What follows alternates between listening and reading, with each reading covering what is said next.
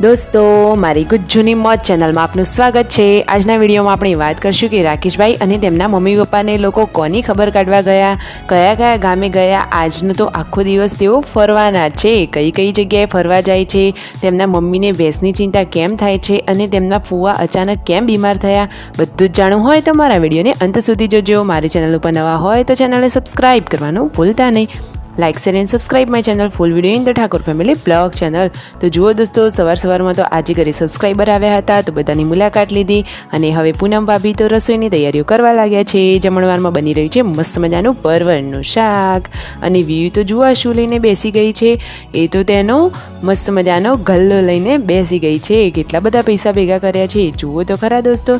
અને રાકેશભાઈના મમ્મી આ ક્યાં જવા માટે રેડી થઈ રહ્યા છે?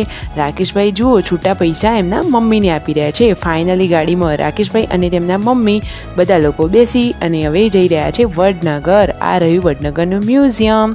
દોસ્તો, તમે તેની મુલાકાત લીધી અને આ રહ્યું શર્મિષ્ઠા તળાવનો નજારો અને આ રહ્યું તાનારીરી।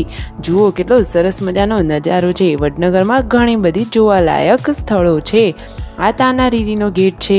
તમે ક્યારે ગયા છો? હવે ફાઇનલી તેઓ વડનગર રાકેશભાઈના પપ્પાના ફુવાની ખબર કાઢવા માટે હવે જમણવાર ચાલુ થઈ ગયો છે। બધાએ જમી લીધું, પછી બધા મહેમાનો જોડે બેઠા।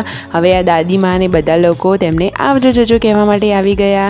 આ રહ્યા તેમના ફુવા વ્હાઈટ શર્ટવાળા અને હવે તેઓ ગાડીમાં જઈને બેસીને ક્યાં જઈ રહ્યા છે?